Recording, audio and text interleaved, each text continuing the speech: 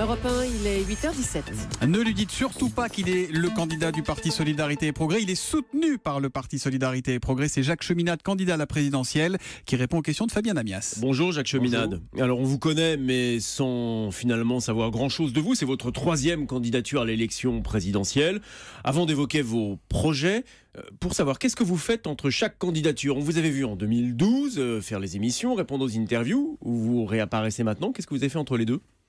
Eh bien, je me bats dans tout un pays, je parcours la France pour former des groupes de réflexion sur ce que est la dictature financière qui pèse sur notre pays et comment on peut la combattre. François Mitterrand avait dit à sa femme, on ne peut pas la combattre, elle gère tout. C'est une dictature financière qui gère tout. Mais moi, je crois qu'on doit la combattre, et je fais ça. Après, alors c'est ce que vous je faites entre rencontre Emmanuel Macron à l'Élysée, par exemple. Oui, alors, et je lui dis qu'il doit faire la réforme bancaire. Il ne la fait pas, il se dégonfle. Alors ça lui a peut-être porté bonheur. Ça, on va en parler. Mais quel est votre... Pour qu'on vous saisisse bien, parce qu'on finalement on connaît tous les candidats, on leur pose à chaque fois la même question, sauf ceux qu'on connaît depuis des années. Quel est votre métier ou votre occupation? Vous disiez tout à l'heure, Thomas disait, vous n'êtes pas le candidat d'un parti, mais vous avez un parti qui s'appelle Solidarité et Progrès. C'est combien d'adhérents, ce parti, pour mieux vous cerner? Solidarité Progrès, je peux vous dire un nombre de militants qu'on déploie. Il y en a 50 au cœur, 200 dans toute la France et 15 000 qui sont adhérents à notre site. Et qui donc cotisent certains dans votre cotisent, parti. D'autres cotisent pas. Vous savez, chez M. Macron, on cotise pas du tout. Chez nous, on cotise. Et la cotisation, c'est ce qui vous permet de financer votre campagne présidentielle, même si elle est brève et qu'il y a peu de meetings. Voilà, et avec peu d'argent. On atteint, y compris les 150 000 euros d'avance de l'État, on atteint 400 000 euros. La moitié de Poutou, la moitié des autres candidats, en tout cas de ceux qui ont les plus petits budgets. On a du mal à vous situer politiquement. J'ai regardé vos projets. Vous vous réclamez aussi bien de Jaurès que de Mendès France et de Gaulle. Pour mieux clarifier votre situation, par exemple, pour qui avez-vous voté au second tour de la précédente élection en 2012 entre Sarkozy et Hollande? Je votais pour François Hollande pour qu'on se débarrasse de Sarkozy, parce que je pensais qu'il avait échoué. Maintenant, je voterai certainement contre François Hollande et les candidats qui représentent la suite de François Hollande, sans voter jamais pour le Front National. La clé de voûte de votre projet, justement, c'est la refonte du système financier. Vous vous démarquez du Front National, mais vous avez en commun un souhait, c'est la sortie de l'euro. Sauf que vous, c'est sans délai aucun, c'est ça, pas de référendum. Si vous êtes élu, on sort de l'euro. C'est un peu différent. C'est pas un saut dans le vide, pour moi. C'est pas le coyote de la farce. C'est comme les autres, comme Asselineau ou Marine Le Pen. Pour moi, c'est recréer quelque chose où la France aura son rôle à jouer. La détente, l'entente et la coopération avec les autres pays du monde. Oui, d'abord en Europe, l'Europe a échoué telle qu'elle est. L'euro a échoué. Moi, quand je me remettais une mauvaise copie en classe, on me disait à refaire. Ben là, c'est à refonder.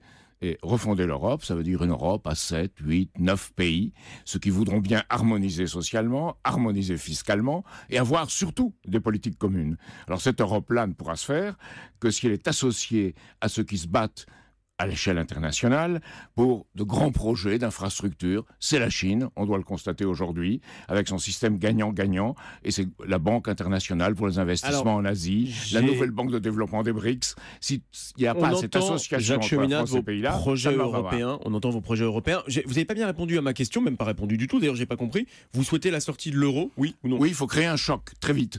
L'euro, c'est le vice de l'Europe. On a mis la charrue avant les bœufs, et on mène une politique où l'euro, contrairement à ce que disent certains journalistes qui sont aussi éditorialistes, sortir de l'euro ne serait pas un drame épouvantable, à condition que la France ne soit pas dans le repli national. Qu'elle le fasse, qu'elle sorte, pour rentrer dans quelque chose de plus grand et de meilleur à l'échelle du monde. Mais sans être nécessairement dans le repli national. Et cette objection, c'est celle qu'on fait également à la candidate du Front National quand on discute de son projet de sortie de l'euro. C'est le risque d'une dévaluation, d'une explosion. D'une explosion du coût des importations. Vous parlez des éditorialistes. À mes côtés, il y a Axel de Tarlet qui racontait quelque chose de très intéressant. Quand l'Argentine a dévalué sa monnaie, il y a 15 ans, donc il y a 15 ans d'expérience, on voit aujourd'hui les conséquences. Il y a une surinflation aujourd'hui de 40% en Argentine. Et si on veut acheter un iPhone qui coûte entre 7 et 800 euros, c'est déjà très cher en France, là-bas ça coûte 1 900 euros, 2 000 $. Là, ce sont des conséquences concrètes de ce que c'est que l'iPhone sur l'avenir de l'humanité, mais ça c'est une autre question. Non, mais en revanche, ça laisse une idée de ce que pourraient être les prix à la consommation si on sortait de l'euro. L'Islande a réussi son coup, et encore, c'est un tout petit pays. L'Islande s'est remise, et elle a fait la même chose. Mais l'Islande a saisi le peuple. Et on l'oublie quand on parle de ces questions. Alors évidemment, on vous dirait l'Europe, c'est plus grand que l'Islande, la France, c'est plus grand que l'Islande. C'est vrai. Mais la France peut jouer ce rôle dans le monde, et de toute façon. Et même sur cela, je dois dire, même François Fillon est d'accord avec moi, mais quand on est en désaccord sur presque tout pour le reste. Il y a un tsunami financier qui vient, et euro ou pas euro, ce tsunami nous éclatera à la gueule. Est-ce que vous avez d'ores et déjà intégré votre non-élection? Parce que dans votre projet, il y a des mesures, qui sont d'ailleurs des mesures très généreuses, augmenter le SMIC de 20%, revaloriser toutes les pensions de retraite, 100 milliards d'euros d'investissement public par an. Ah, parlons-en. Mais où est-ce que vous trouvez l'argent? Oui, mais d'abord, où M. Draghi trouve ces 80 milliards par mois? Oui, mais où est-ce que vous trouvez l'argent pour faire tout ça? 960 milliards par an. C'est de la monnaie de singe. L'Europe, c'est une Europe de faux monnayeurs avec Draghi. Il faut le dire, il était à Goldman Sachs, c'est pas étonnant. Et maintenant, moi, je vous demande comment Goldman est-ce que vous Sachs aussi. financez C'est l'Europe de votre Goldman Sachs, c'est pas l'Europe. Les États-Unis aussi, c'est les États-Unis de Goldman Sachs, avec des gens de Goldman Sachs dans toutes les administrations. Donc, c'est pas seulement Goldman Sachs. Mais là, vous dénoncez l'Europe, mais vous ne nous Morgan, dites pas comment financer, monsieur Cheminade. Si. Ah bon, Comment fait Draghi Comment fait Draghi? Crée de la monnaie. La monnaie singe, 960 milliards, la part de la France dans le produit intérieur brut. Donc, c'est ce que vous voulez faire, c'est faire fonctionner la planche à billets. Le produit intérieur brut européen, 12,5%. Ça fait, part de France, dans cette histoire-là, environ 120 milliards par an. Moi, je dis 100 milliards seulement. Et c'est 100 milliards pour l'économie productive, pour l'école, pour l'hôpital, pour le laboratoire, pour moderniser l'industrie, pour le numérique, pour la 3D, pour la fusion thermonucléaire, pour tout ce qui est l'avenir. Draghi, c'est pour renflouer les banques. Alors voilà, la vraie opposition. Ceux qui émettent de l'argent et du crédit pour renflouer les banques, et ceux qui émettent de l'argent et le crédit pour l'avenir. Et c'est votre proposition de lancer un grand crédit public. Un mot de politique avant de continuer sur votre projet, puisqu'on parlait tout à l'heure du projet de Marine Le Pen de sortir de l'euro. On va parler de vos visées sur l'euro. Marine Le Pen, simplement, elle est présente dans l'actualité ce matin. Elle a nié hier la responsabilité de la France dans la déportation du Veldiv. Elle reconnaît la responsabilité personnelle des Français, mais pas celle de l'État français. Vous, quelle est votre position là-dessus aujourd'hui, sur cette question à la fois politique et historique? Ma position est celle du général de Gaulle. Il s'est battu pour une France libre. Et ma position est celle de tous les Français qui ont défendu les Juifs et qui se sont battus pour eux. Et c'est ça ma position. Mais ça veut dire que, est-ce que vous pensez aujourd'hui que l'État français, que le régime de Vichy à l'époque me faisait partie de l'histoire de France, de l'État français, et que la France a donc une responsabilité dans la déportation du Veldiv? C'est les parlementaires qui ont voté pour le régime de Vichy et ce qu'a fait le régime de Vichy. Ça, c'est les vrais responsables. Et les 80 qui n'ont pas voté pour le régime de Vichy, voilà pour moi la France.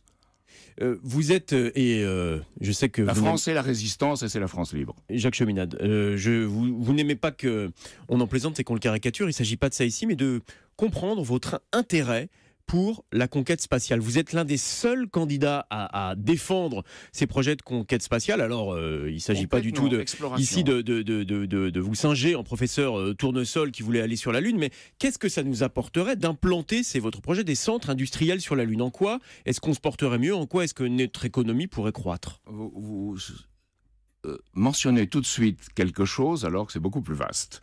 Il y a une politique de l'espace mentionne un point de votre projet doit permettre un développement plus loin de ce que nous savons, plus loin de ce que nous connaissons. Affronter quelque chose qui existe, que nous ne connaissons pas. Il y a la politique de la mer, une grande politique de développement, de l'économie bleue. On doit éliminer d'ailleurs les débris dans l'espace et les déchets dans la mer, et vite.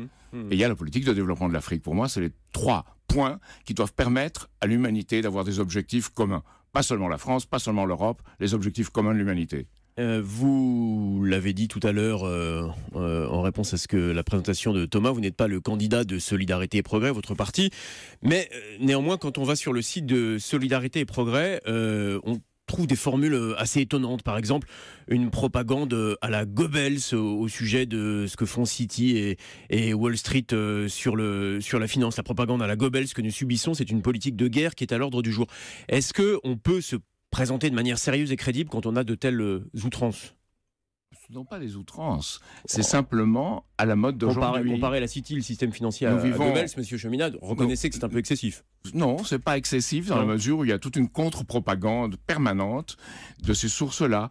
Et c'est pas excessif quand on voit les intérêts financiers qui possèdent la presse française. Donc il y a un courant dans cette presse. Qu'on peut difficilement comparer à la propagande de Goebbels, vous en conviendrez avec moi. C'est pas Goebbels, c'est pas le personnage, oublions le personnage. Oublions la répétition pour faire croire quelque chose, ou créer la situation où on ce ignore sont des mots, l'ignorance de des quelqu'un. expressions et des références Moi, on n'a historiques. On jamais parlait parlé tout à de l'heure mes du idées, on Veldiv parle qui pas peuvent des choquer. idées. Ah bah là, on a parlé de vos idées pendant 9 Oui, minutes, oui, mais oui. je voulais éclaircir Aujourd'hui, ce point. oui, mais généralement, non. Et ben voilà, c'est l'intérêt de la campagne officielle, c'est que les candidats peuvent parler de leurs idées Exactement, et de ce leur sera le cas programme. de tous les candidats. Merci beaucoup Jacques Cheminade d'être venu ce matin sur Europe 1. Demain, c'est Pierre Gattaz qui sera votre invité, Fabien Amias. Absolument.